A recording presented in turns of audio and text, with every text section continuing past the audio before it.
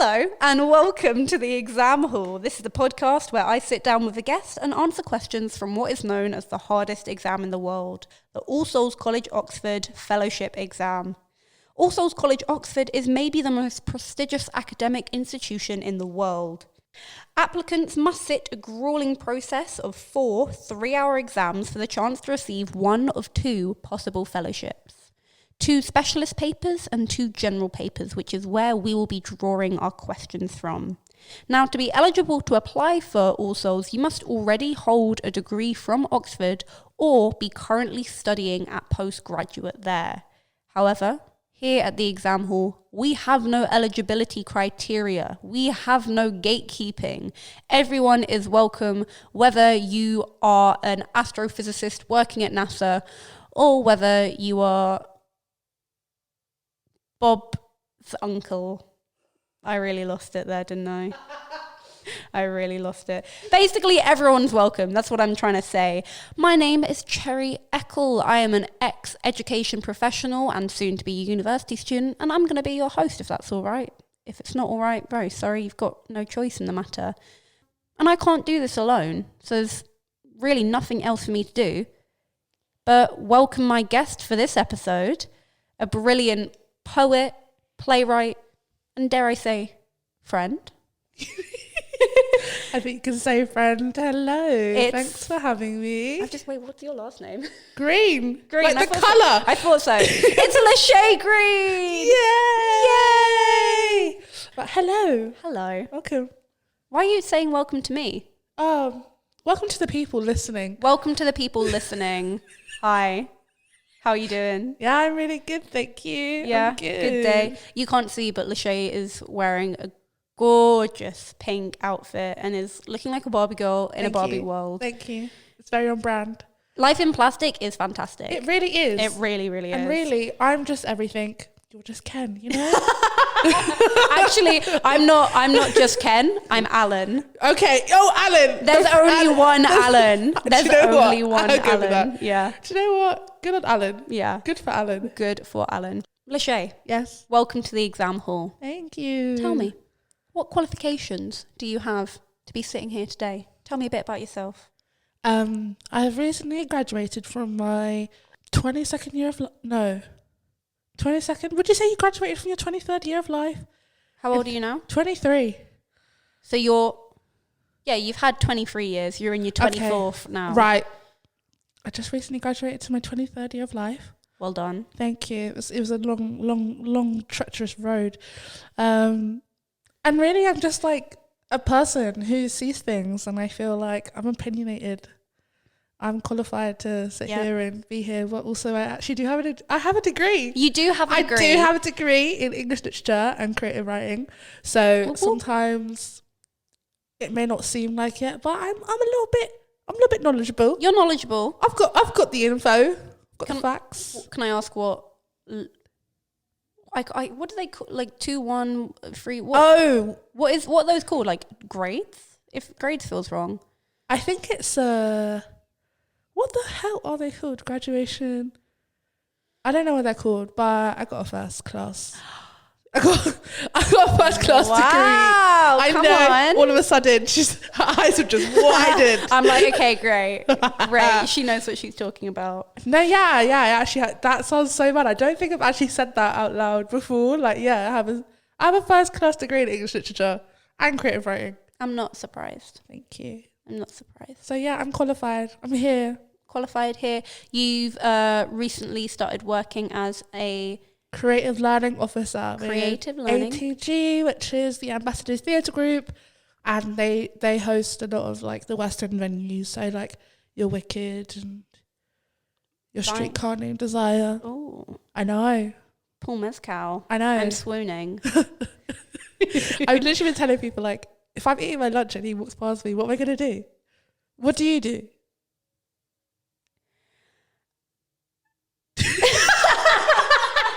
Silence.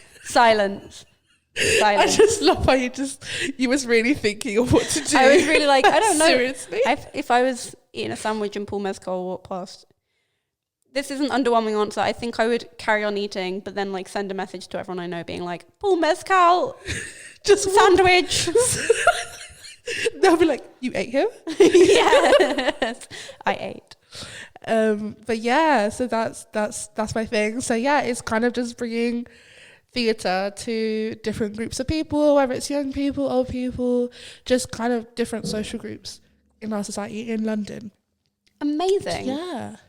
Well, welcome. I'm so glad to have you here. Thanks. Our question today comes from the 2012 General Paper 1. Okay. And it is, what use is poetry? Now, Lashay, tell me, why did you pick this question? We went through a few questions. Yeah. Why did this one stand out to you? Because I feel like use is such an interesting word in particular to use. Like, use. Like, is it kind of gives me like sarcastic vibes, but it also kind of gives me like... It sounds like the person writing the paper was like, oh, what use is poetry? Yeah, it's like, what use are you? And I think use is also a really good word as well, because I feel like it can lend itself to like, okay, what are the number, like the countless things that poetry actually is? So it's not what's the meaning or what can it be used for. It is literally simply what is the use. Yeah. And I feel like that's just such a big umbrella term. So I felt like, yeah, I really wanted to delve into that because I feel like it could be interesting on the one hand for it to be like, it sounds sarcastic and it sounds like, what is poetry? Yuck. But then it's like, what use is it in this world? Is it a tool? Is it a vehicle? Like, yeah. I feel like the way we start tackling this question is I feel like we need to break down. Yeah. What is use? What is usefulness? How do we define what is useful? Yeah. I feel like this question, I'm almost turned away by this question because it feels a little bit like, what use is art? Yeah. What it feels like the kind of thing that someone who wants to like defund schools. It makes me think of how like recently Rishi Sunak has said that we're going to be teaching maths past 18. Everyone's going to be learning maths past 18. Up to 18 excuse me, past 16. But at the same time, like humanities is being cut, arts are being cut in schools, and it kind of turns me away a little bit because I'm like, in my head it sounds like the kind of thing that someone who thinks if it's not making you money, then why are you doing it? What use does it have? It feels like the word use would be used by someone. It's all very meta right now. Whoa. Yeah, it feels like the kind of word that would be used by someone.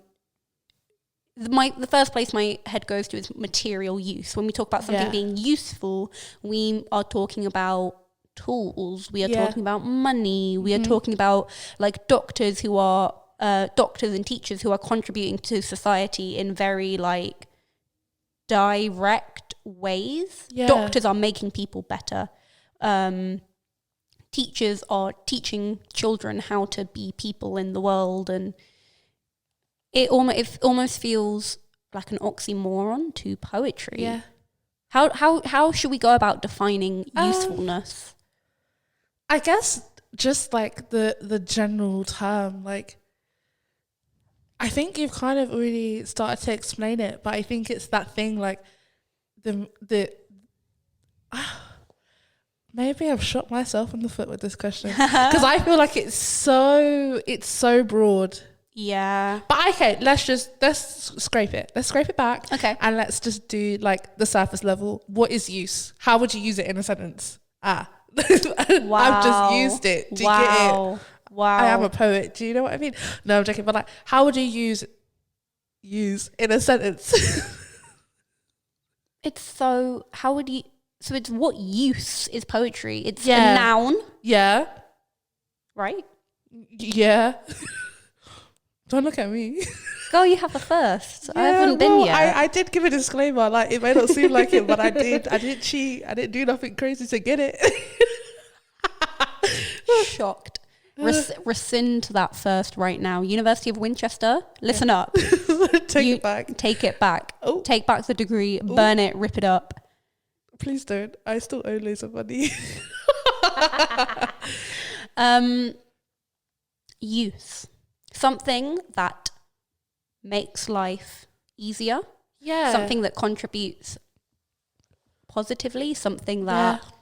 I'm also getting a vibe of like the meaningfulness of it. So what use in a meaningful way, use in a negative way. Like, should we look up the dictionary definition of use? Yeah. So, I mean, this is... Okay, use, noun. The action of using something or being in the state of being used for a purpose, i.e. modern trains are now in use. And then there's another one here, the value or advantage of something. So we're assigning value to poetry. Yeah. What value do you assign to poetry, babes? Value, I think maybe just like, I think community values, I think, I don't know. I feel like every value really, but I go with community first because I feel like in sharing my work, I have built a community of people. Like with you as well. Like I've met you. Me? Yeah, friend. This is the thing. It's like I've met you through that. That's a community, and that's what poetry. That's the use it has been to me to open up my network of friends and people who I just cherish. Like that has what it's done for me. So yeah, it's definitely a community aspect because I feel like once you start to share your work and people really like they feel it and they understand it, and also they can just really be like, yeah, you're doing what I do. Like you're just on that same moral ground. I feel like my experience, the poetry community in London, and even beyond, it feels so like fulfilling. Yeah. And I feel like maybe the value is, for me, it just feels so like fulfilling to have all these people support you and want to listen to your art and be sharing opinions and thoughts. And what's sort of been your path into poetry? How did you end up in this lovely little community of poets? It's actually... Yeah, it was actually through school, but not through like general education. It was an art teacher at my school who was a poet, who is a poet still. And he basically did like this little competition for everyone. I think it was in like year 9 at the time, so I would have been like 14. And I'd always kind of written a bit, but it's never something that's explored in the normal curriculum. It's not. Poetry in school is very much, here are the... dead white guys, and we're gonna analyze the metaphors. Yeah. I mean, like, I think in school my poetry education was like war poetry. Yeah. I think we probably did like in year 7 sort of like a bit more sort of kids poetry stuff, and then we did war and conflict poetry anthology at GCSE. It's always war. Why is it always war? Like, I get it. That's our history, but that's dry. Like, there's so much more. It's dry, and I feel like that is where the misconception of poetry comes from, because I feel like from a young age you're told all this. But anyway, we'll get onto that. But for me, yes, it was through school, and a teacher who was a poet, like is a poet. He had this little competition going on. Anyway, I was like, I'm gonna do this, woohoo! And I remember seeing the little poster outside of my English. The head, like the English office, and I was like, I'm gonna do that, and I did it, and yeah, I think that was just kind of it for me. It then got introduced to Slambassadors, which was run by Joel Taylor, and I put a piece forward for that and got highly commended, and yeah, we had like workshops coming. Poetry clicks for you. Yeah, it was a really interesting time. And then I went to Arvon at like the ripe age of 16. Like, wow. I know. That's so big. I know. Like, go me.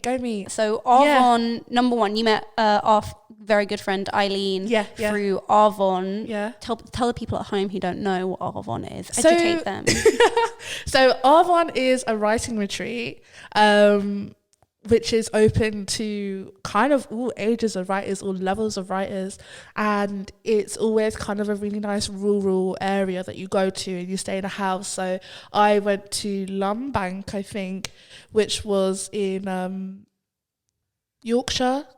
Ted Hughes' old house, may I just say. Oh, wow. Sorry, Sylvia. But You're starting drama in the poetry community, babes. She's going to come back and haunt I know. you. Do you know what though? As I got older, I realized how problematic this man was, and then I was like, I was in your house, and so scary. Anyway, so you basically, it is a shit ton of money to go there, but I was lucky enough to have that paid, and there are ways that you can get discounts and get it paid for you and get it funded if you apply or speak to the right person. Was that through Apples and Snakes? I think it. I don't know. Well, it went through Slambassadors, but I guess that Joelle worked a lot with Apples and Snakes, so I would assume that a lot of it came from there. What did either the Poetry Society? I don't know. I can't remember. What did that retreat sort of do for you and your craft and you as a poet? It basically just takes you away from like the busy life of London and the busy kind of constraints that you kind of have on your writing, and you're literally somewhere where there's barely any phone signal. There's like someone delivering milk and eggs to the door every day, and you're just doing workshops. So I'm like so lucky. I was like having sessions with Joelle every day, and Anthony Anoxaguru was also there. So we were having sessions with him daily, and it was kind of like, do these sessions, spark an idea, and go back to your room at night and work on it. And we basically did that for the whole week, but it was, by the end, it was have this one piece that kind of sums up your experience, but also everything you've learned in this week. And we all came up with different poems, and we shared them in this like little barnyard. And Joelle loved them all so much that her and Anthony like put their own money together to publish it for us. So wow, that's a little anthology I have in my. That's nice. I know, and that was just like so nice, especially at that age. You were 16. I was 16, yeah, because I was like kind of new to it all, and I fell upon it in like a really odd way. Like I said, I just entered a little competition in my year that this teacher was running. But it opened me up to so much, and here I am now. So it literally just took that one teacher, who really didn't have to do that because he was an art teacher. Like he just decided that he wanted to bring his poetry into the school. Yeah, and so for him, like I am so thankful. Otherwise, I don't know. There was no other in for me. I think curriculum wise or studying wise, because I think it's such a shame how the English lit curriculum, and to be fair, like the curriculum across all subjects just has a beautiful way of sapping all of the joy out of the subject. Yeah. And like a lot of the time it's so dependent on who is teaching you, if they're really putting the effort in and really putting the effort to sort of show you more than just the curriculum.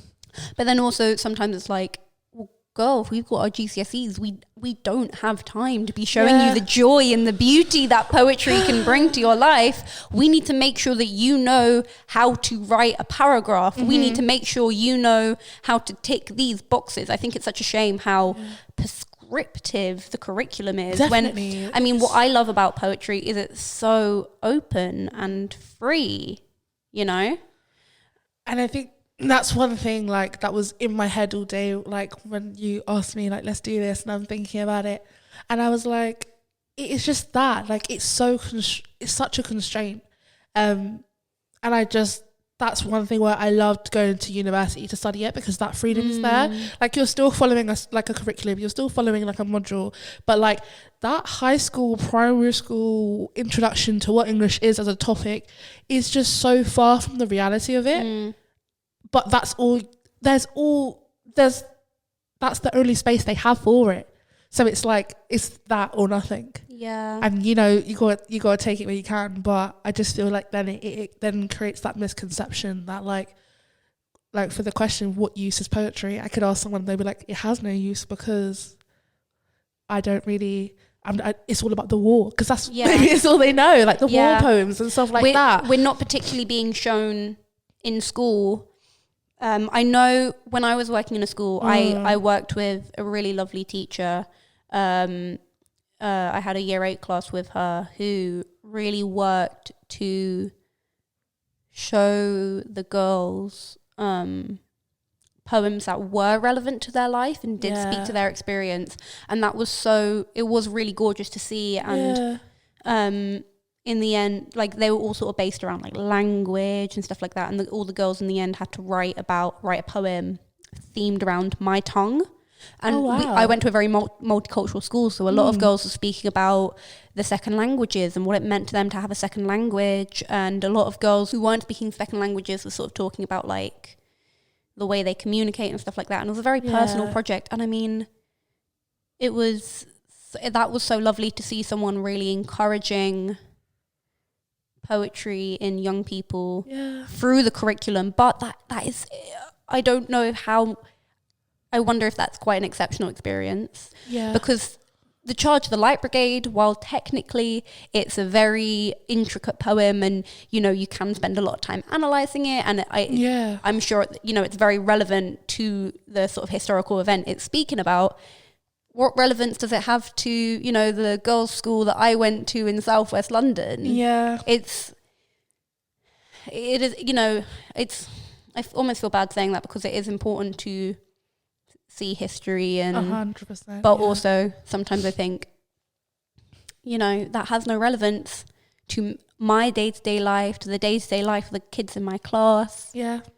And I think that's the double-edged sword of not only just literature but also the question, because I feel like when it comes to poems like that, I understand like it has historical value and it's part of the canon and it's something that really is the basis of everything we know now. Like, you know, not one art form stands on its own. Like, it all comes from something.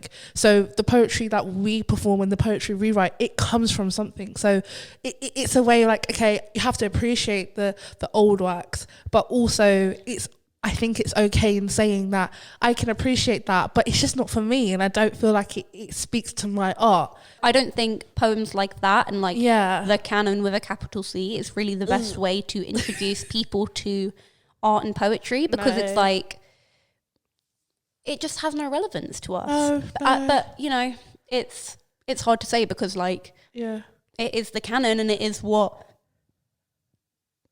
part of poetry's history in the.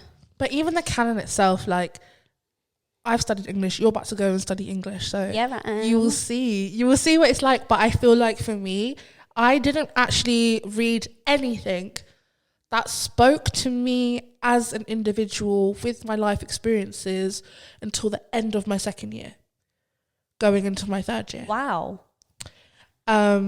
And that was the only single time, and that was a play, and that was Leave Taking by Winston Pinnock, which is an amazing play, and I suggest everyone go and read it. But it's literally about like a Jamaican family who've like emigrated to London, and it's like, I want to say it's set in the 80s. I'm probably wrong, but it is just a really good, it's a lovely example of Jamaican culture and like settling in London and, you know, just the things they spoke about and the way that it was written. It just like, it spoke to me. And I was like, oh my God, this is how all the white people have been feeling. And like, I just was like, it felt, and also, may I just add, that was the only time I'd written an essay early. I wrote that essay like 3 weeks early because I was like so excited about it. And it was the first time, like, I remember I went to a workshop. Like, I never barely used to go to workshops, but I went to this workshop. I had printed out my essay. I was like, here you guys go, have a look, love it. And like my lecturer was like, this is great, this is amazing. And I was like, period, I know it is. But that's such a shame that barrier is there, but that because you're not reading anything that speaks to your experience or is relevant to your experience, that it's a shame that like the passion, you're not allowed to have that passion for things, or you're not, I don't know if I phrase that in the right way, but like, it makes it's sense. a lot harder for you to get passionate about things when they're not being catered to you. No. And that's exactly what it was. It was the passion. Like, I read it, and it's not even that it was written beautifully, because it was just like, just seeing yourself and understanding what those characters have been through and what they're going through, and being like, maybe this isn't my life experience such as such, but I understand. I feel like I know this character. Like, I could go down to Halsden, I could go to Willesden in Northwest London, where I'm from, and I can see these characters. Like, I kind of am familiar with that life, and I think it's the Familiarity. Anyway, that word with that text that I could like really endure, and like it's just, I think it's interesting because on the flip side of that, it's like when it is a text that I just can't connect to, I'm just there. I just have to look at the bones of it and be like, oh, as a literature piece, what does it do? Like, what are the methods it takes, and what is the skeleton of this piece, and how does it contribute to the canon with the capital C? And it's just not the same feeling because there's no passion there. Like, I mean, I suppose right there you've identified a use of poetry, and that is to see yourself and to connect. It's definitely to see yourself and connect, and also to share your story. Like, I said things in poems that I couldn't say in conversations. I also think, I don't know if you've had this experience. For me, poetry is I feel like, number one, very much been able to like say things that I can't just say in everyday life. And I feel like I also went on another one retreat with Apples and Snakes. And one of the things that I was really struck by is how, like, in this big group of poets, how open everyone was. And like, where did you go, by the way? Which location? We went to Shropshire. We went to... It was a playwright's house. Okay. And apparently he was also quite problematic. I didn't know... She's Googling it. I love how she just has to go and Google loads of stuff. Like, I'm really annoyed because, like, I know it's in my head. Yeah, you're literally there. You've lived this experience. She's not lying, guys. Woo. John Osborne. Oh, who the hell is that? My reaction, and I said to my drama teacher, I said, at the time I was working with her because I went back to work at my school. Google John. Who the hell is he John? wrote "Look Back in Anger," and I said to my drama teacher, it was the house of this old playwright called John Osborne. Have you heard of him? And she's like, Cherry, yes, I have heard of John Osborne. Maybe and I was like, I haven't. But what I was really struck by there is just like how open poets are, and how when you spend a week with poets, everyone is just instantly like, right, so we have no barriers, we're instantly family. We 100%. I feel like by being poets, oh, you're a poet, great, we're part of this. It's such a lovely community. But also I think was everyone in your group from London, or was there all over, which was so lovely. It was so lovely being like, I now know poets down in Cornwall. I now know poets up in Sheffield and up in the north and up in the west and the south and the east and all over. Community, it's like community. It's so gorgeous. Yeah. I also think I've been able to say things with poetry I couldn't out loud, just not necessarily like taboo, but like I can't articulate this in any other way. 100%. I think the way that poetry is, I feel like it's so great being able to describe a feeling in maybe more abstract terms, using 100%. Metaphors and similes and all the poetic devices you learn about in school. Yeah. But then to caveat of that, that's where the curriculum goes right, because we wouldn't be able to articulate ourselves in that way if we weren't taught that stuff.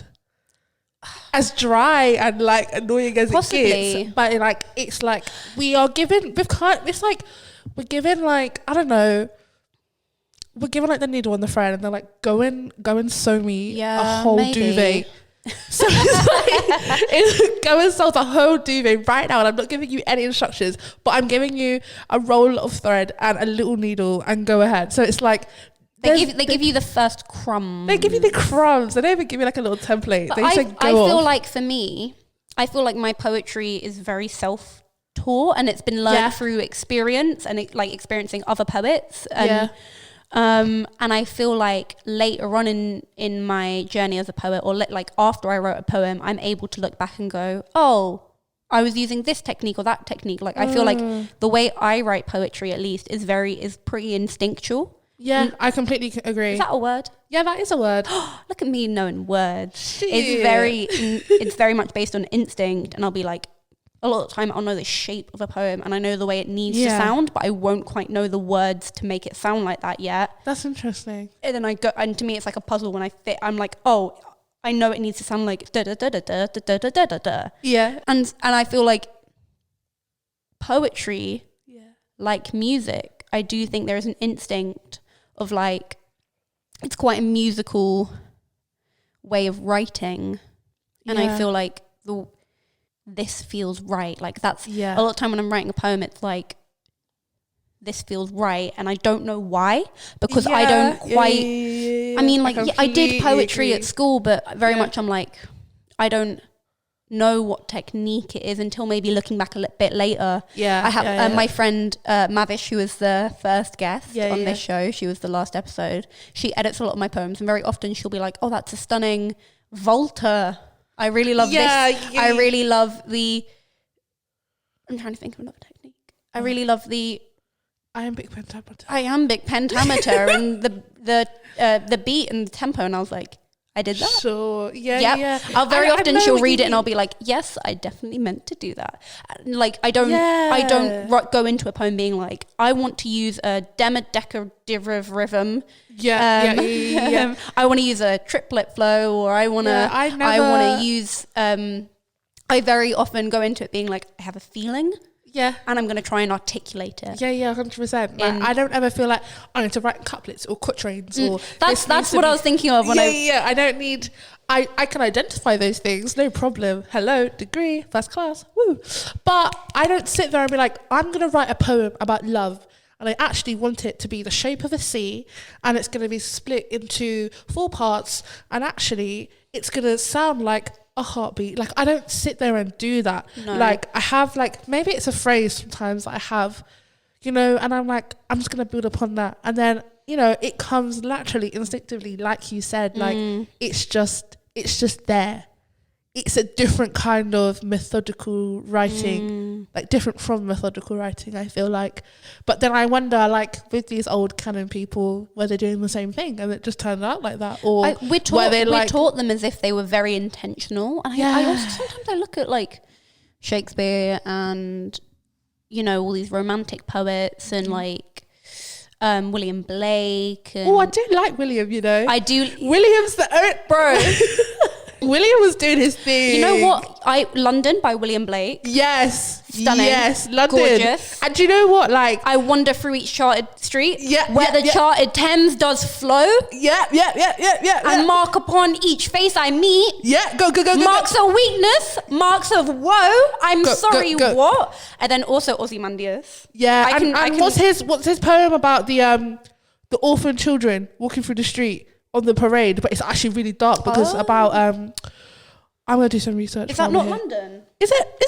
Let me do some research. Because they're on the funeral at the end. There's the funeral hearse bit. I remember this is a total tangent, and maybe I'll edit it out. I remember. Actually, you know what? Don't censor yourself. Okay. After talking about how much, like, oh yeah, we did, like, poetry wasn't great at school. I'm now remembering my year 10 English teacher.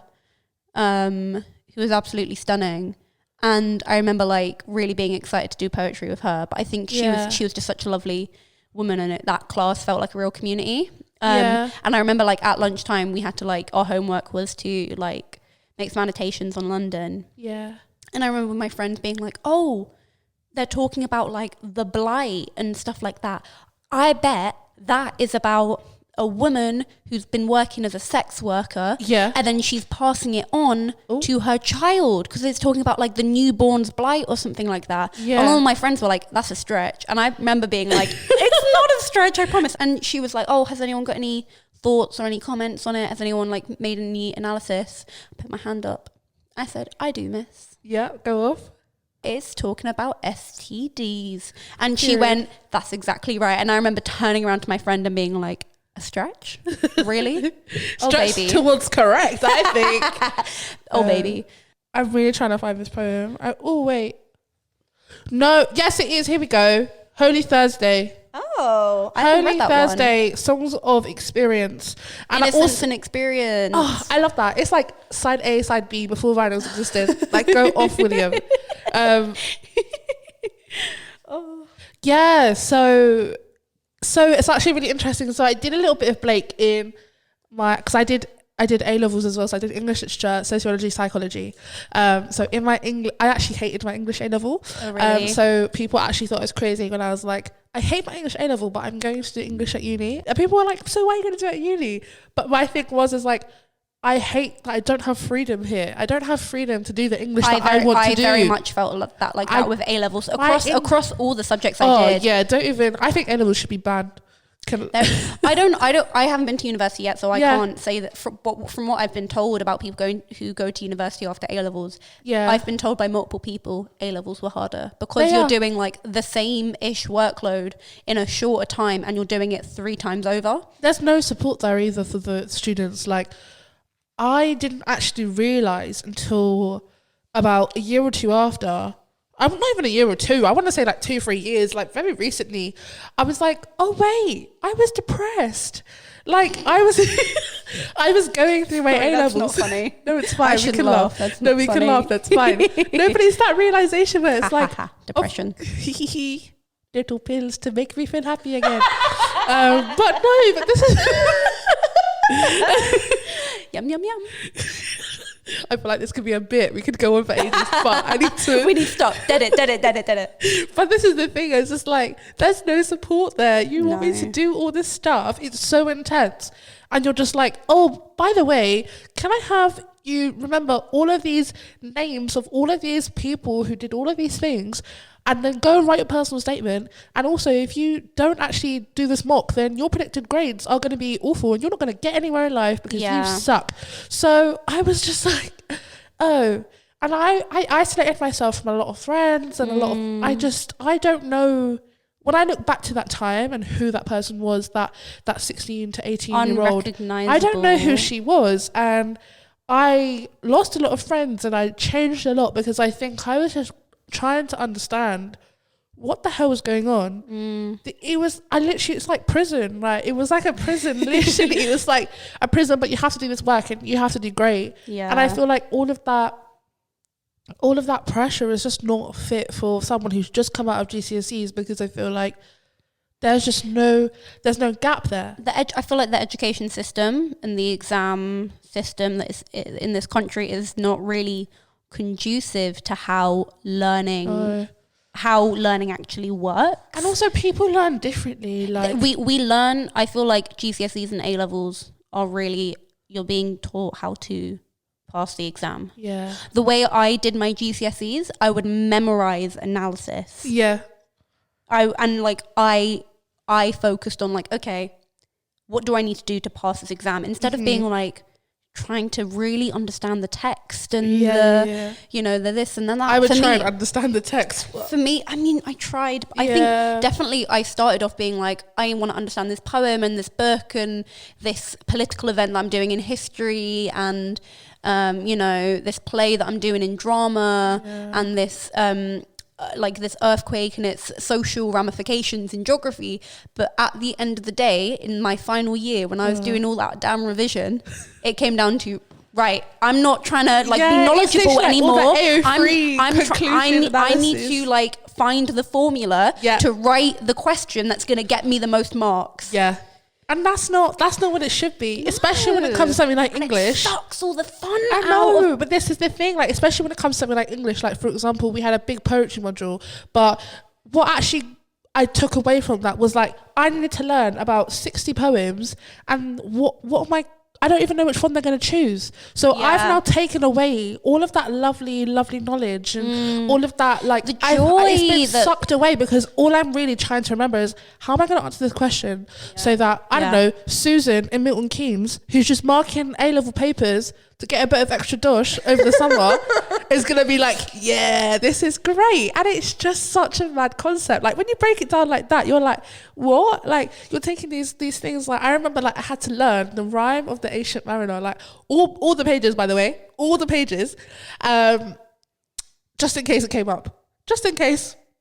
But on top of that, it was everything else. And so, like... It's about regurgitation. The fact that you're not allowed to bring the text in. No, we want... I find it so weird, that rule that you're not allowed to have like the book or the poem in front of you, because it's like, well, like lecturers and writers, they're not doing it from memory. They have notes in front of them. It's not like, where else in life are you going to be, it just, to me, I'm like, it's not teaching you, you're learning quotes instead of really trying to learn like trying to learn how to understand the text, it's like so much of your time gets taken up in English at GCSE and A level by being like, I need to know quotes. No, 100%. And then in that case, like, what use is poetry in A levels? I mean, it doesn't really have a use. It has no other use but to like stress me out and stress you out and get the grade. And make the school look good, make you look good. Yeah, because I can sit and tell you, oh, I've read all these poems, but I actually don't remember what half of them are about because... Were there any particular texts that you studied at English or you studied at your time in school that stuck with you? I did Handmaid's Tale in A level, which I really loved. Was that the dystopian genre study? Yeah, Margaret Atwood, and that was great. But funnily enough, we analysed it so much that I just hated it. Yeah. I read it the first time with like naked eyes and I was like, this is great. I love you, Margaret. I see this happening and I'm scared, but like it's such an amazing story. And we picked it apart so much it didn't have any meaning anymore. And same for like Hamlet. Like I kind of liked it at first and it was okay, but we just went on and on, every page, every word, every line, till it became nothing. It became meaningless because I feel like once you start analysing a piece of work so much, it does lose value. It doesn't gain it, in my opinion, anyway. That's interesting because I think I do really enjoy like picking apart books and picking apart up until poems. a certain point. I think I feel like it depends on who's doing it, how they're doing it. Yeah. I feel like if you're doing it purely to look for like things you could speak about in an essay, that would draw out the fun for me. But I really enjoy like sitting down with a book of poems and being like, oh, look what they've done here. And like, and I think, whoa, like what do they mean by this? It works really well. But again, when it's curriculum based and you're writing for it's a certain so mark, prescriptive. It's just like, it got ripped to shreds. Like a book that I really enjoyed, we spoke about every day for 4 months and went through every page, every chapter, that every metaphor has a metaphor and every simile has a simile and every line has another line. And you read in between so much that it just becomes distance from itself. And so, yeah, I don't know. But I think I went on a whole deterrent here, but my whole thing was just like, there were some things like William Blake that I love. Like, I think William Blake's great, and then I did him again in university, and I was just like, do you know what? Him, I can get behind. Yeah. Like, he was quite radical in the sense that, like, all of his poems were kind of like protests. Like, and I think he had to do it in a clever way so that he didn't get low-key cancelled. But, like... I hate you. You can't talk about romantic poet in this way. No, but, like, You can. You can. But that's the thing. Like, I think with a lot of romantic poets, they were against the establishment and they were using these poems as ways to be like, this is how I feel, but I'm gonna do it in this way. So actually it's so elusive and so you're not sure, but really what I'm saying is you're making all these children walk across London and actually they're starving.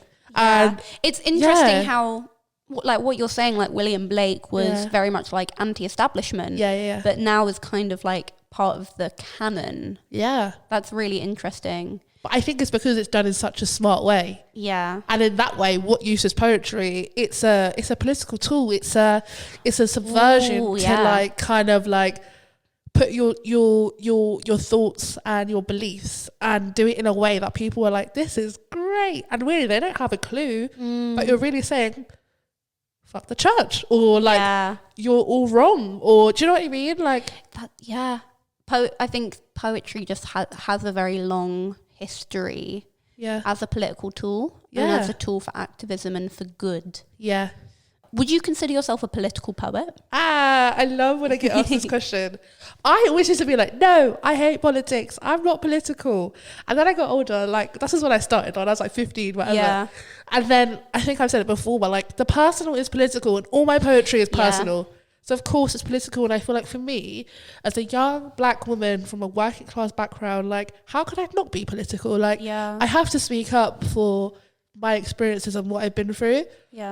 And so I just feel like, it's political. I think it's a privilege to sort of be like, oh, I'm not political. I think that is a real privilege because it says that, well, politics doesn't affect your life, that you're lucky enough that like, what's happening in Parliament isn't having an effect on your life. And I think I had a very simple understanding of what politics was. And I think when you're a teenager, you're just like, oh, what's that? Ooh. Like, it's just never my thing. But then I was like, no, like, actually, everything's a bit dodgy. And, and what are we going to do? Like, but would you say your work is political? I think I'd have to agree that, like, personal is political. I mean, to be honest, I think as a white person, I do have the privilege that, like, it is a lot easier for me to detach myself from politics. Yeah. You know, I've come from what I think is a somewhat privileged background. I think it'd be amiss for me to be like, you know, I think I come from a background where, you know what, I've never been attacked walking down the street or anything like that. I've never, you know, walked into a room and been like discriminated because of my skin color. Yeah. And I think it's really important that you acknowledge that as well, because I feel like people are scared to do that. People are scared I understand. to sit and say that. I will never understand. Yeah. But you, I stand. The first time I posted the black square. I literally wanted I didn't post a black square. Blackout Tuesday. If you did that, you're wrong. Okay. I am proud to say I didn't do that. Thank you. Because I'm one of the good ones, guys. You bring the movement down. Stuff like this brings the movement down. It's my work political. I do think I have some poems that are very directly political. I mean, we met doing CC Speakeasy and writing about climate change. Yeah. But then I also think, I wonder if what I'm trying to articulate is, you're saying the personal is political, and I absolutely agree. Yeah. I think there are aspects of my personality, being a white person from, you know, like a middle class background, I have the privilege of some of my personal life not being political. Oh. Like when I write about my family, that doesn't feel particularly political to me, because my family and my background has never been politicized. I don't know if that makes sense, or it's never been. Yeah. But then when I write about like my queerness or like being a Londoner, or like that to me, I suppose, is political. Being a woman, like, so I suppose I've never really thought about that. Like, to be honest, I guess I do have the privilege to kind of go, this isn't a political poem, this is a poem about my family. Yeah. But with that being said, like, when it comes down to like your piece, the Rising piece, like, that's political. Yeah, I definitely do write politically, and I think I feel like I have my personal poems. I think for you it's like a split. It's more like I have the personal and I have the political, but those two things do not coincide because it just doesn't happen that way for you, and that's completely okay, because I feel like everyone has a different interaction with how they write and how they choose to kind of approach politics. I suppose so, yeah. I've really never thought about that. I think for me, with my work, I always try and make change. Yeah. And I think whether that is like, you know, big political change, what I write a poem that changes the world. Yeah. I write a poem that stops climate change. Woo! I write a poem about climate change and I say, no climate change, you better not change. And guess what? Has the climate changed since I wrote that poem? I don't think so. Oh, it's still on a downward decline. But so I always, so like whether that is like a big political statement I'm making, and I say politics of like talking about a specific law or a specific movement or a specific like identity politics thing. But then I also think like small personal change is really important as well. Like I think we're talking about represented, being, you know, feeling represented in art and media. To me, I'm like, whether the only change that my work has, and I feel so wanky talking about my work having a change. You just got to do it. I feel like if that change is I affect someone, just like they see what I write, or they read what I write, or they watch something I create. If they see it and go, wow, this touched me and affected me and has made me look at something differently, to me, that is like, boom, that's what I want to do. And I mean, is that a political thing? I think that's like social politics, maybe. Yeah, social politics. I think if you like, I mean, politics really, it doesn't have to just be like your House of Commons and stuff like that. I feel like there's politics as people and how we choose to kind of view things in the world. So how I don't think there's any issue in saying that, as long like if you feel like you can change someone's mind, but give them a new outlook, then yeah, I think something I try and do is like whatever I'm talking about is leave people with a sense of hope. Yeah. Because I think this actually, you know what, this actually came about from studying my A-levels, we were doing The Bloody Chamber by Angela Carter. Yeah. I didn't read that until uni, by the way. Yeah, but go off. I really resonated with some pieces, and some of the short stories. Yeah. And I really didn't resonate with the others, and I was like, why are some of these like so like really resonating with me and making me feel really empowered, and why are some of them on? And it was Angela Carter's The Bloody Chamber is a sort of gothic fairy tale anthology. Reimagining of like very like kind of, it's very much second wave feminism. Kind of book. And for me, it was the books where the women weren't being liberated that weren't really sticking with me. And I realized it was because the ones where they were resonated with me so much more, because it left me with a sense of hope and a sense of like... Yeah.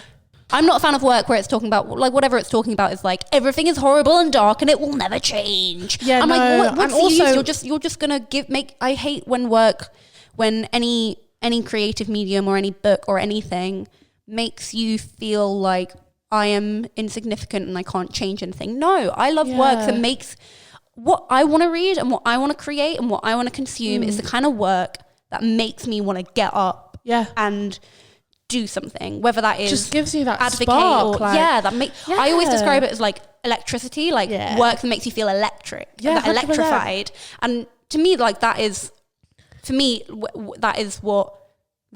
that I think poetry, that's one of the values of it for me. That's one of its uses is making you feel electrified and like you can get up and do something. And like when you're at an open mic night and you hear that line and you're like, and you're going those snaps and you're like, you know, when like you hear that across the audience and like that moment of like connection, everyone feeling it at the same time. That's such a valuable feeling, and it makes me so upset that like some people wouldn't see that as value, because they're like, what are you making any money off it? Is it contributing in a material positive way? And it's like, I feel like we combine, when we talk about use, we talk about having a material value or a monetary value. We don't talk about it just being fulfilling for the heart, mind and soul, baby. 100%. And do you know what, like I actually went through a period recently, I think it was after we did the CC's thing with Apples and Snakes, and you know, I was doing a lot of freelance work and stuff, and I was like, cool, like maybe I'm just going to do like my poetry, like period. And even though like I do other writing things, I'm just like, cool. But then I was like, wait, am I going to actually make money off this? No. And then I was very like, hard to make money off poetry. I'm going to give up. Help me. I can't do this. So there you say with that like monetary use, what use is poetry? Does it have money? Like sometimes, like I've been paid, like we got paid. We got paid. We got paid. We've done a couple of projects together now. We've done like, we met doing CC speakeasy with Apples and Snakes, and we were commissioned for that, which was like I think that's the first time I've ever been commissioned to write something. That was a big buck. Like I feel almost ashamed to say, because like artists talk about art, and I agree with it itself. It's not the money that's fulfilling; it's the art. However, you want to pay me comes with some money.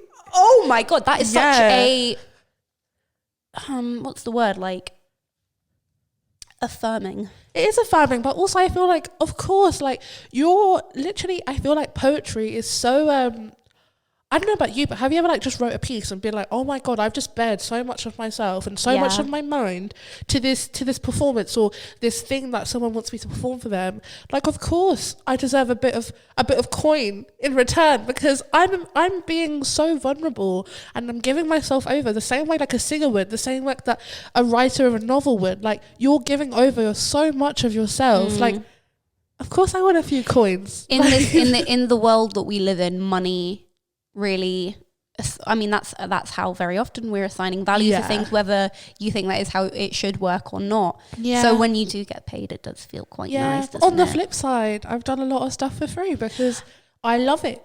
So in that sense, like, it doesn't have monetary use because it's above that. There's that saying, it's like, a creative job should either fulfill you creatively, should pay well, or should be good for your CV. And if it's not at least two of those things, you shouldn't take it.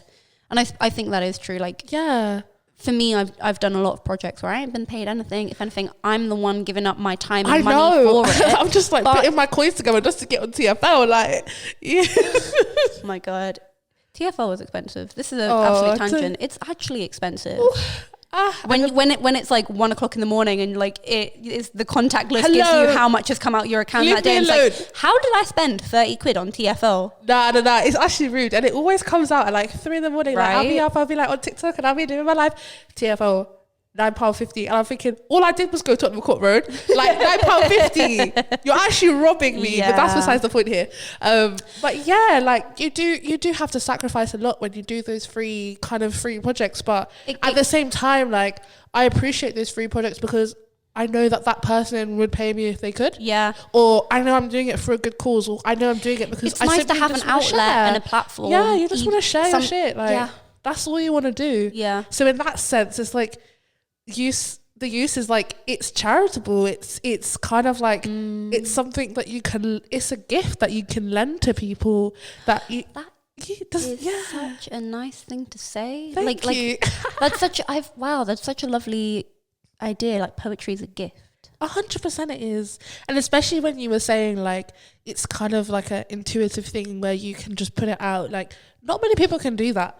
Like, when I say it's intuitive, I don't mean I'm pulling out poems out my ass. I mean, but hello, I've seen you work. So let's just take it back. I've seen you work. It's not like you're pulling it out of your ass, but you can. If we gave you half an hour, you're coming up with something, and I've seen that from my own eyes. So let's not go there. Maybe I could. I feel like you could. Like if you gave us 20 minutes, we would come up with something, and that's not me to like that's true. To my own horn or whatever. Like I would come up with something, and I'm pretty sure if there was an audience, I'd get an applause. Like that's my gift, and that's your gift. And some people aren't that creatively in tune. So in that sense, poetry, what uses poetry, it's a gift. It is a gift that you can share with other people. And I always tell people like everyone's a writer, and I strongly believe that up into a certain degree.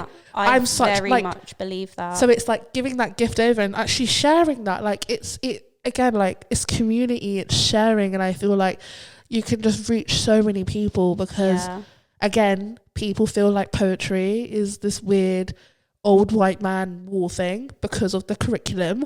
But like there's spoken word, there's other things, there's like my favorite thing actually that I've really realized is since Apples and Snakes, it's the music element of poetry. Yeah. Like I love having music. If I don't have a band behind me now, I'm just like, it's not worth it. So it's like let's give some context. Okay. The project that we met, CC Speakeasy, it was a jazz and poetry and performance night. Yeah. And we wrote poems for it, and we had a jazz band scoring our poems. And like I'm not lying when I say every poem I write now just feels empty because I haven't got Eric behind me on his guitar. Oh my God, yeah, I know. It's that as well, where like it opened up a whole nother like thing in my brain. Yeah. And it was like, oh my God, poetry and music, of course. And like for me, like I'm like musically inclined. I love music, I always have. And you had your little ukulele for your little like oh my God, I want to cringe. No, don't. I love that. But it's just like it's such a really big vessel for so much more in terms of creativity and how you choose to experience it. And so with that, you will naturally reach a really large audience of people. Yeah. We're talking about like music and the crossover between music and poetry. Yeah. We've defined use. Okay. Can you define poetry for me? Yes. Yes, I could try. Because I don't think I could. I'm saying that because I feel like I can't say no. You can say no. I think I'll give it a try. If someone asked me what is poetry, I would probably be like, it's a creative collection of words, spoken, read, written by an individual that tells a story in a different way.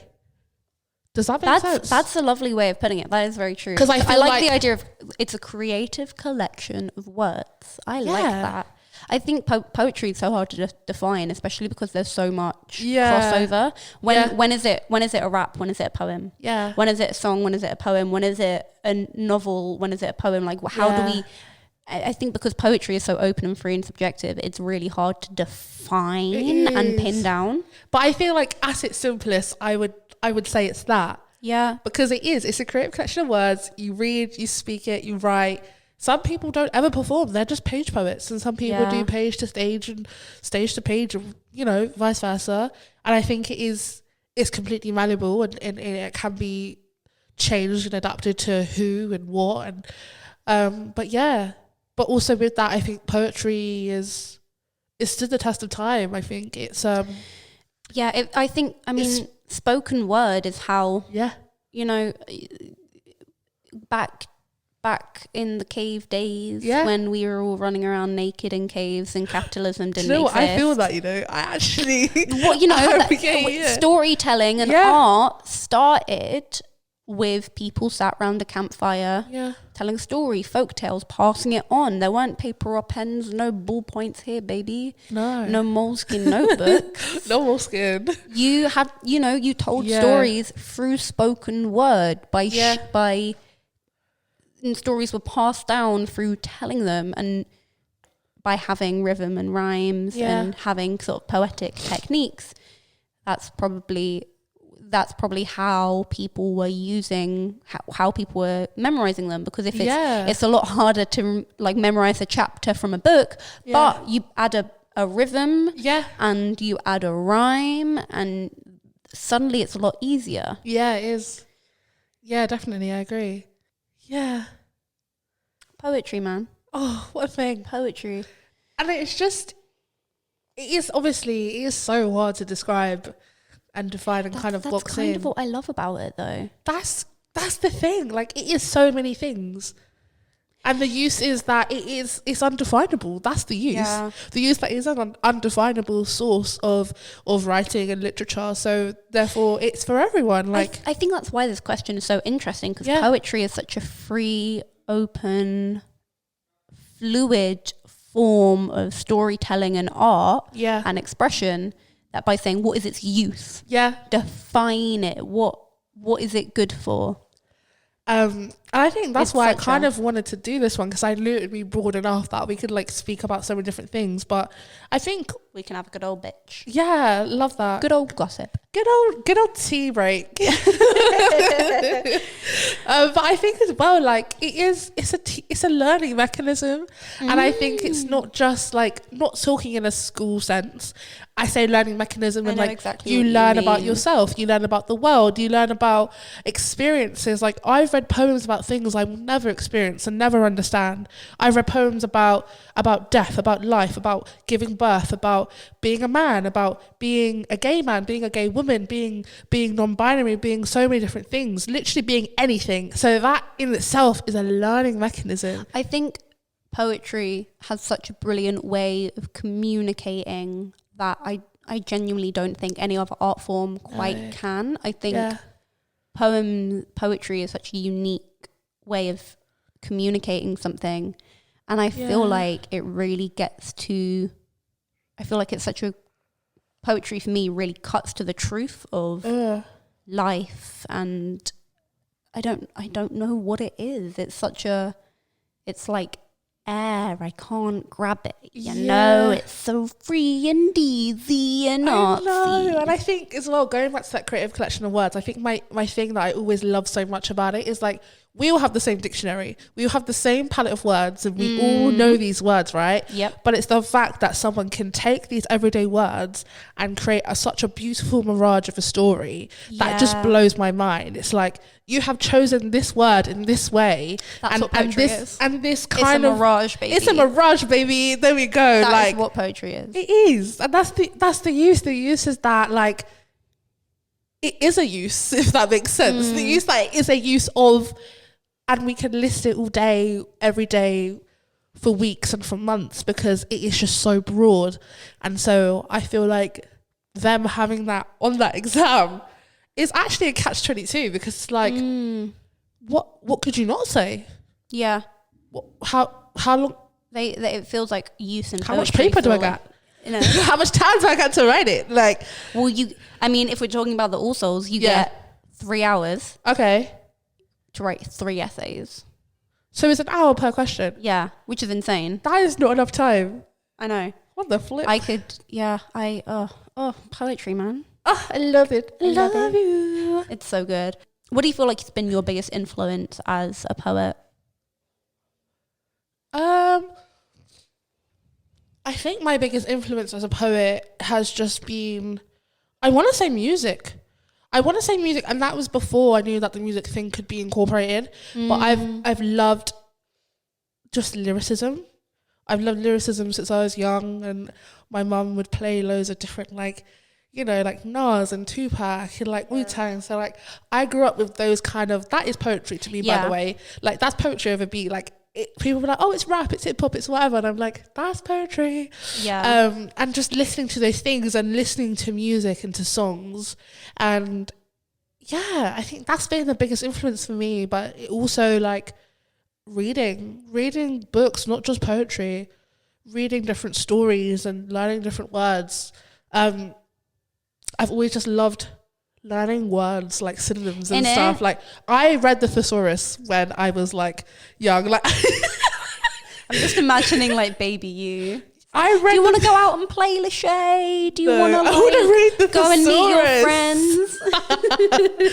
Like I just like no. Like I tried to read the dictionary. I wasn't loving it. But the thesaurus, like 110%. Like there's different words for one meaning. Absolutely. And I feel like even when I was doing my degree, the thesaurus was my best friend. I was like, give me another word, I need it.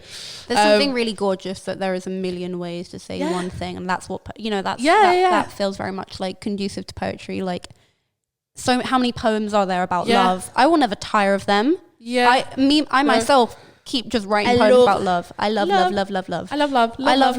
Live love.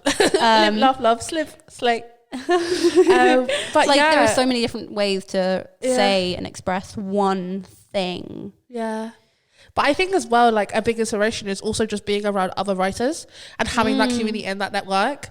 So like I've actually never felt more like inspired and more like, woo, let's go, is when I've been like, especially around my CC's girls, like being around you, like it's just like everyone's talent is so on top, and I'm like, it's not even like I need to be like on that same level, but it's like everyone here is doing great shit, and I just love that we're all here in this space. Yeah, I feel like being surrounded by other poets and other creatives, 110% definitely fuels me.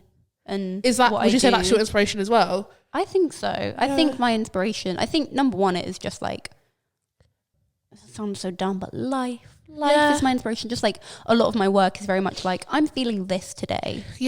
Or like this is something I've been thinking about. Let me get it down in a word.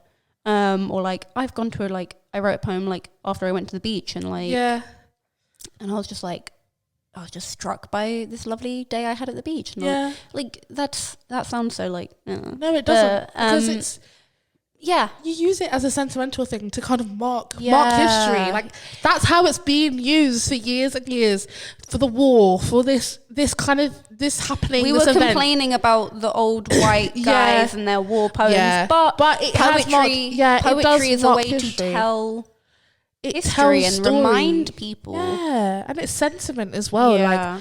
Like I love, like, if I'm on a train or I've gone somewhere new, I love to write a poem because I feel like I'm in this feeling and I'm feeling something now. And if I get this down in this way, I'll remember how I felt forever. It's a way to like, in the way that like sometimes when people go on holiday, they like they keep a bit of the sand or the seashells. Or like I do that as well though. In I do both. It's like that to me. Like poetry is a way to do that for me. Like one of the uses is just to like capture a moment in time in the same way a photograph would or a video would. And even when an experience is a feeling, like if you saw the poems I was writing when I was like 13, 14, 15, like just going through all of those things and thinking that you're in love, but you're not. And like, you know, like just putting those down. Like I read my old work now and I'm just like, oh God. Do you cringe when you read your own work? Sometimes, I cringe when I read my current work, my past work, I'm sure my future work. I'm thinking about the work I'm going to write in the future and I'm cringing about it. No, but like, why are you doing this to yourself? I feel like I can't stand, like, you actually need to have an element of like, yeah, I do this and I do it good. Why are you cringing? Sometimes I cringe about Sometimes some of my old work, and I feel like it comes from a level of like I wouldn't say like imposter syndrome, but like I think you were kind of telling me earlier, like someone was giving you good feedback on something and you were like, oh, okay. Because your brain doesn't really click it. I think because to me it's so like, I'm like this is just like my brain vomited on a page. Yeah. And you think it's good? Yeah. Like I can't, sometimes I am genuinely like shocked when people find my work good. Sometimes, you know what, sometimes I write shit and I'm like, girl, I've just changed history. What's 4 plus 4? 5. Okay.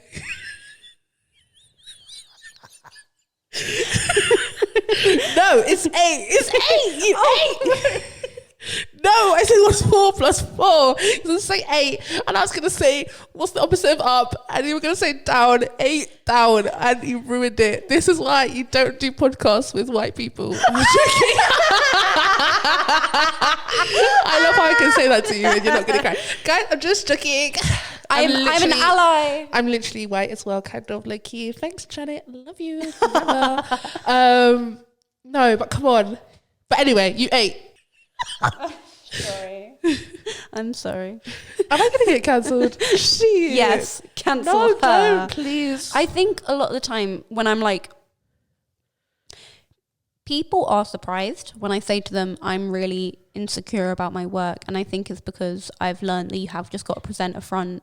Yeah. When you're presenting your work, you have just got to be like, this is the best thing I've ever written. And you got to get on stage and you got to stand with your feet firmly fucking planted to that floor. You got to have your head high, because otherwise everyone else is going to think it's bad. I think half of it comes from how you present your work. You can write the most beautiful piece if you've got your head down mumbling it and you're just, I don't think I've ever seen you from side to side. Every time you perform and I've seen you perform, I'm always just like, how the hell does she do that?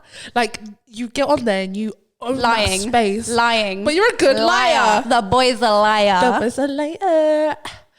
You're actually a massive liar, and actually, like, you're a fraud. You are a fraud. I'm a fraud. But I would never know. But also, I feel like that's so good to have, because there's been so many times where I'm like, I'm so nervous that I'm literally shaking, and my voice is shaking. And I would never forget when you got on stage at CC's and you introduced yourself and you told the crowd to remember your name, and I said, ah! You really own that space, and I was just like, oh, and not even just then. That's a use for poetry for me. For me, poetry allows me to... Jan Blake, who did CC's with us, always like, she'd say lions and lionesses. Yeah. To me, it's like finding the inner lion and being 100%. like... For me, poetry lets me get on stage and stand high. Yeah. And especially like spoken word and open mics, I even if I think, God, this is gonna bomb, and I'm really like, I come from theatre. Theatre was my entrance into the creative world and doing acting. So I think for me, I'm like, we're putting on the character of Cherry the poet, and it's kind of like a jacket you're gonna put on for that night, but like for me, wear it well. Yeah, for me, it's really important that, whether or not I actually believe that what I'm writing is good, or whether or not I am confident in a piece, is really important for me to stand confidently, have like really put intention in everything I'm saying. That to me, that's very much like my philosophy on how to perform. I'm like, and I think it's an important thing to have. And would you say poetry gives you a voice? Yeah. And I ask you 110%. Because I did, well, I was, what was it? Shortlisted for the Roundhouse Poetry Slam last year. Poetry clicks. Thank you. And that low-key ruined me as a person. Oh, really? Almost. I say almost. I just poetry it's fine. too. You can click, because it's an amazing achievement. But I didn't realise how intense like slams were. I'd never done a slam before.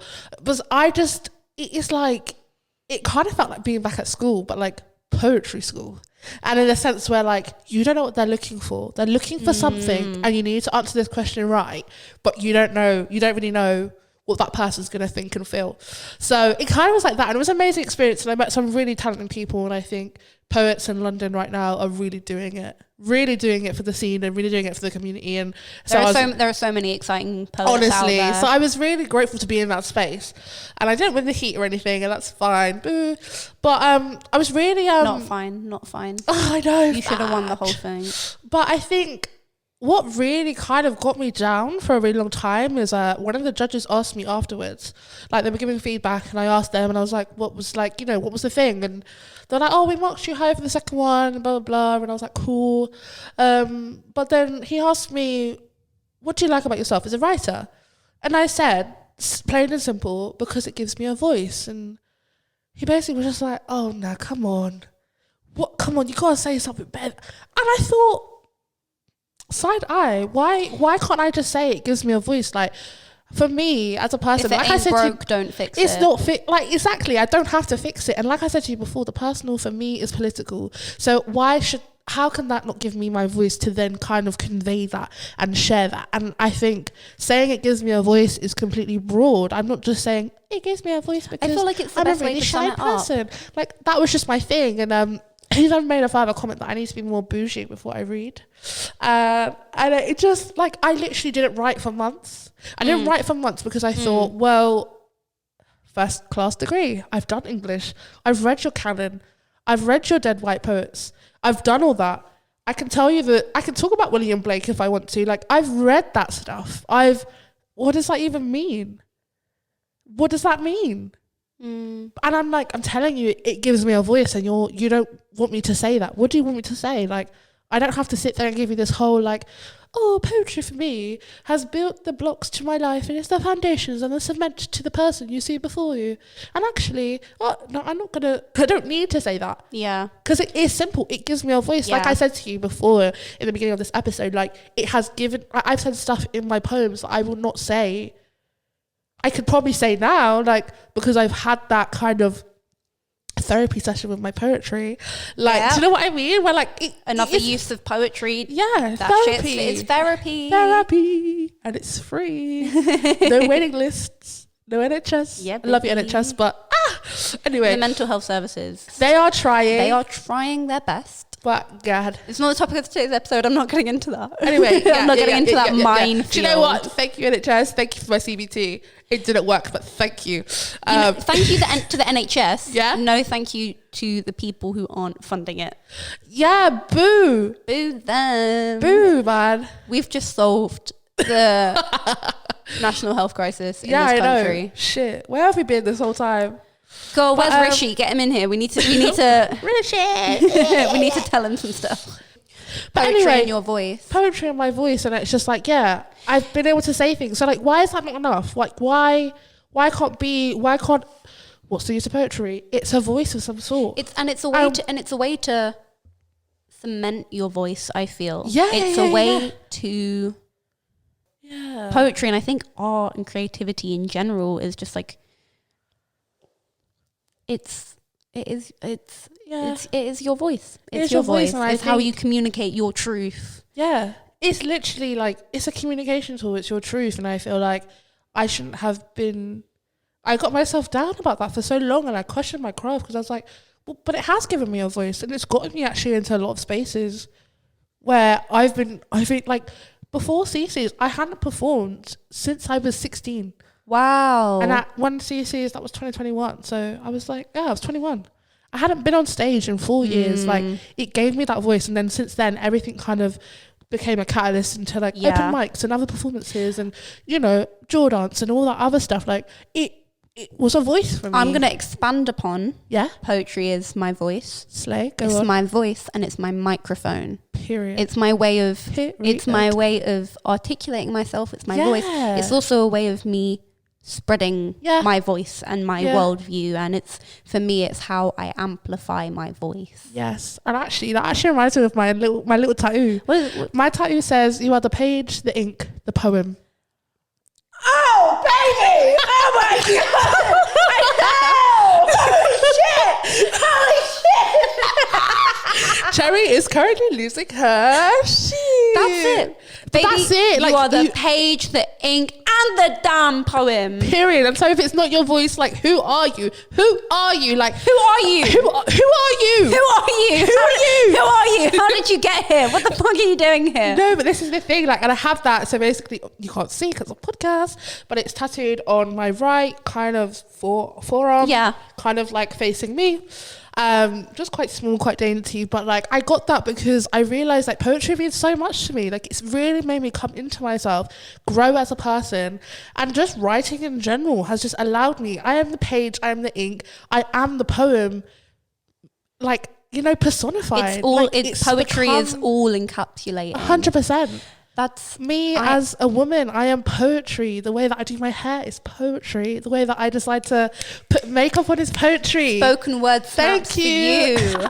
The way that I have my pink Lucian yak on. I am the page. Poetry. I am the ink. I am the poem. Period.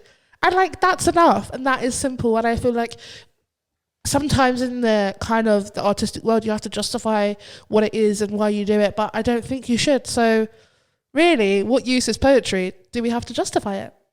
Wow. And with that, yeah, I'm going to say pens down. This exam is over. Slay. Lashay, can you give me your thesis statement? What use is poetry? Wow. Now my brain is just like Okay, my thesis statement is that the use of poetry is what's the word? Objective? Or subjective, like both sides? Objective is like the truth. Subjective is like, in my opinion. There we go. You can cut that out because I should know that. Poetry is objective because I feel like it depends on who you ask it to and how you ask it. But that being said, I think the use of poetry is to breathe new life into current life, have your voice amplified, learn new things and teach those new things. That is the use. That's really beautiful. Thank you. That's really lovely. Thank you. Wow. Well, Lashay, we've done it. That was really fun. We've sat the exam. Thank you. Now, All Souls Yeah. only allows up to 2 people every year. One Okay, year, side-eye. no one got in. Peak. They said none of you are good enough. Shame. What a shame. None of you are good enough for our college. Side-eye. However, here Yeah. at the exam hall, Yeah. we don't do that. We don't don't do it. gatekeep. Go off. Everyone gets in. Me? So we have reviewed your application. I'm so scared. And I am very happy to welcome you into these hallowed halls of the exam hall. Poetry clicks. Poetry clicks for you, baby. Yay, Now- I did it. Now, Okay. if you're an appointed fellow at All Souls, you are given funding for a 7-year period to fund whatever research you so choose. Cool. You get free board, you get a salary, you get access to study any subject at Oxford of your choosing, and you get contacts with leading professionals and scholars in your field. Big slay. So now you're in, Yeah. you have 7 years with sort of virtually no financial barriers. You get abundant I just resources. fainted. You can't see me, but I've just fainted on the floor. You get abundant resources Yeah. and open doors. Okay. What would you do? I am such a, like, one thing about me, one reason why I didn't become a teacher is because I hated the curriculum. I am gonna fuck that shit up. I am changing it. Yeah. I am making poetry mandatory. I'm making spoken word an addition into that module, and it's Yeah. becoming a basis in the curriculum nationally. I'm gonna tour the country. I'm gonna tour the world. Yeah. I'm touring. I'm taking my work and I'm taking them other work, and I'm like, this is poetry. Yeah. Alongside the other poetry, because I think we spoke about how it is important and we have understood the basis of what the art is, Yeah. and be like, but there's so much more. Yeah. And taking them that creative freedom outside of what right now is like a straitjacket of like learning, like take them out of that. And that's what I'm doing basically. And I'm going to change the world, and I'm actually gonna get emotional because I know that everyone's gonna thank me for it. No, I'm joking, but you're looking at me like, what the fuck is this bitch? But there was a moment where I was like, oh God, is she actually crying? Oh my no. No, I'm not crying. No, I'm an actor. I'm not. I'm an actor. But yeah, no, I really just feel like the curriculum currently needs more of that. Yeah. So you'd work on sort of spreading poetry to the masses and 100% increasing accessibility to making it like poetry. mandatory. And I think maybe not even just poetry, but I just think creative writing in general. Yeah. Because I guess I know it's not for everyone. But yeah, creative writing in general and just allowing that element into the current learning. Yeah, and just break down those barriers so that socially, like, people can experience art and culture, and it doesn't have to feel like a gatekeep, girl boss, gaslight. Do you know what? It doesn't have to You're be. so unserious. I love Sorry. you. No, this is perfect. Be your unserious self. I love it. Thank you. But it doesn't have to be that. Yeah. Literally right now, they're literally girl boss, gatekeep, gaslight. Like, that's literally They are where we gaslighting are. us out of our poetry. There we go. We cannot stand for this. We won't. What barriers do you feel like you've sort of faced to education, to fulfilling your goals, to being a creative person and a writer and a poet? I think it's just that like kind of regimented ideal that there's just currently up. Like, you have to do this way and you have to learn it this way. Like, not everyone has the same brain, and also not everyone goes home to the same environment and the same resources. Like, how do you know that I can go home and have the space to do this, and that I might not have like not for me personally, but I think, you know, there's people at home who are like caregivers, or you know, they just don't have the laptop, they don't have the computer, or they don't know actually how to do maths because maybe their brain doesn't allow them, or maybe there's an undiagnosed thing there that really actually stops them. And I think there's a difference there where, like, I think for me, I've always been really bad at maths, but amazing at English, and people were always like, do it, just do it, you can do it. And I'm like, but I can't. So I'm pretty sure somewhere I've got dyscalculia or something, like undiagnosed or whatever, but like something that just doesn't allow it to fit in. Something doesn't allow it to fit in my head. And I've always been the same, always. Everything else, I've been fine. Maths, I can't. Yeah. And I feel like that, because they had one way of teaching, they don't have the space for people who think differently. And it does take a little bit more work and a little bit more time. So I think those are definitely the barriers, because I feel like it's just that, again, it's so constrictive, and I feel like it just needs to be. You have to be one type of person. Yeah, if you're not that type of person, you better learn how to be that type of person. And you don't want to be that type of person sometimes. Like, it's just different. Like, why can't I just be me? I want to be me. Yeah. Keep being yourself. I love Lashay and all your Lashay goodness. Thank you. And I think, it has taken a lot for me to be the way that I am now. But like I said before, like, poetry has been a big part of that. And that freedom that the poetry gives me has been a big part of that. So it kind of does, it eliminates all that other barriers for me, because I feel like I have been open to it. And that's what I'd want to open that up to other kids and other young people and other humans. Yeah. Come do this thing. It's like a cult, but less culty, you know? It's like a cult, but we're not going to do like a big group suicide like Jonestown. No Midsummer. There will be no Kool-Aid. It's all fine. No. It's just like, it's community, and I want to share that. And I feel like a lot of people need that these days, because it's so technology and right. But I feel like it is just so inaccessible sometimes, and it is so hard. Like, people need creativity in whatever form that is, like whether that is sort of more traditional creativity, like painting a canvas, or whether it's sort of like, you know, whatever creativity means for you. We really need it to be to feel fulfilled. I think that to be fulfilled, I need creativity. I can't be fulfilled without it. And I think it's just such a shame that, you know, funding is being cut so drastically for the creative sector, both sort of as like an industry and in schools. Like there's like literal venues that have like lost their MPO Oldham Coliseum. I think the Donmar might have. That's all I know. It's such a shame, and you know, it's just going to limit this industry even more, and it's going to make it just so hard to break into it if you haven't already gotten in. Think about the young creators in Oldham who like have such an attachment to that venue, and now it's just gone. No, it's like just what gone. else exists for them? What can they do now?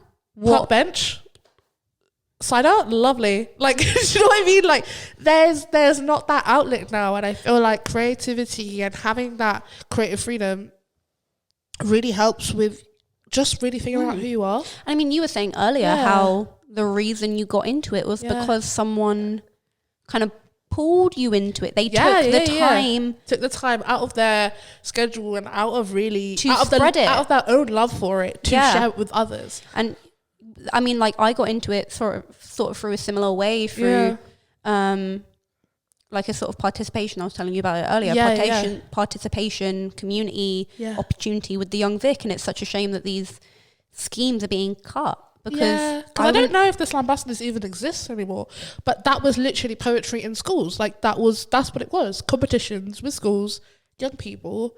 Like, we still need those things, but it's always a money thing, which I get, but it's like we were saying, sometimes it goes above money. But also, you know, I do feel for the schools where it's like, we just can't fund this anymore. Because you've worked in a school, so you know what that's like. I work specifically with kids with special educational needs, and kids who were English additional language, which EAL, which basically means if English isn't your first language. And I mean, in those groups, I felt like creativity was not encouraged because the schools were like, we need these girls to be passing their exams. Because, like, that's the way the system works. We need them to be passing their exams. So let's hammer them into this hole that they don't fit into. But something that I really tried to encourage in the students that I work with was encouraging their creativity. And I had one little girl who, she was EAL and she really struggled to express herself. And that wasn't just a language barrier. That was just sort of like an emotional language barrier. She didn't have even in her native language, she didn't know how to express herself. And I said to her, you can't say it with words. Let's get some paper, let's get some pens, draw, paint. And she did, and she came to me afterwards and said, Miss, like that helps. That I just feel so much better getting it out and throwing it on a page. And like, I have seen firsthand how creativity changes young people's lives. 100%. I have been one of those young people who has had their lives changed by having a creative outlook, and it is so sad that isn't the norm. Unless you have, you know, I really tried to be an advocate for creativity in people where they were falling through the nets in the system. If you don't have someone advocating for you, some heavy shit. You had your art teacher. I had my lovely drama teacher who advocated for me and said to me, write a play. And I did. And now I'm a playwright. Like, slay you are. You need an advocate. Really. I know. And I think for me as well, like, to go back to, like, even with this job that I've got now, like, I want to be that advocate for young people so that they can experience creativity.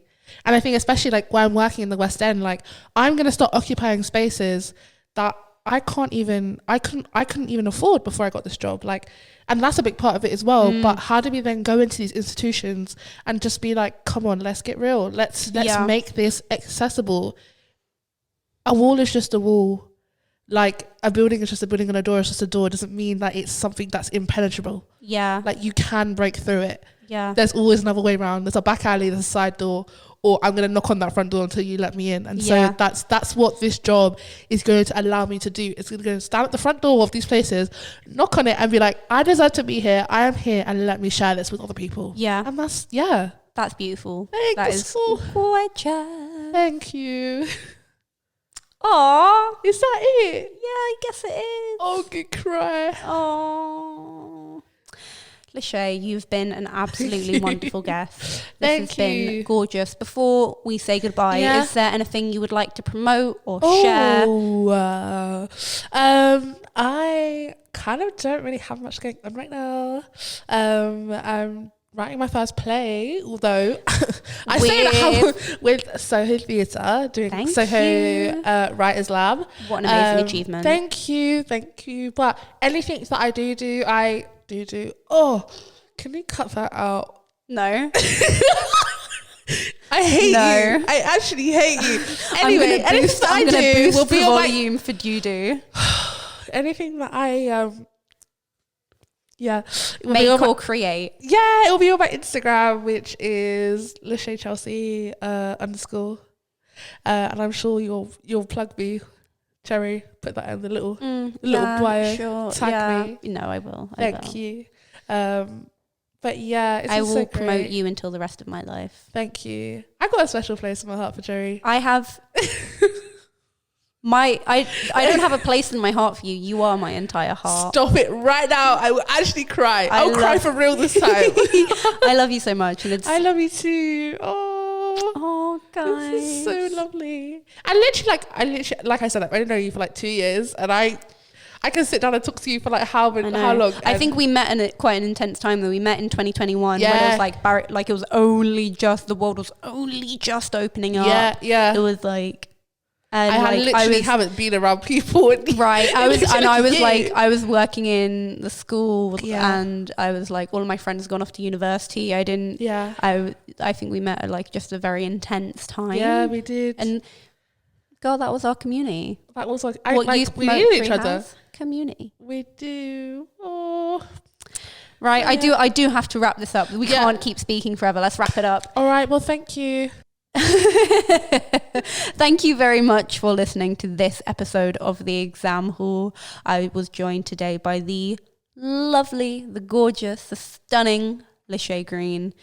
Please go and support her and everything she does. She is just an absolutely stunning writer, and just a lovely person in general. She's very nice. Thank you for listening.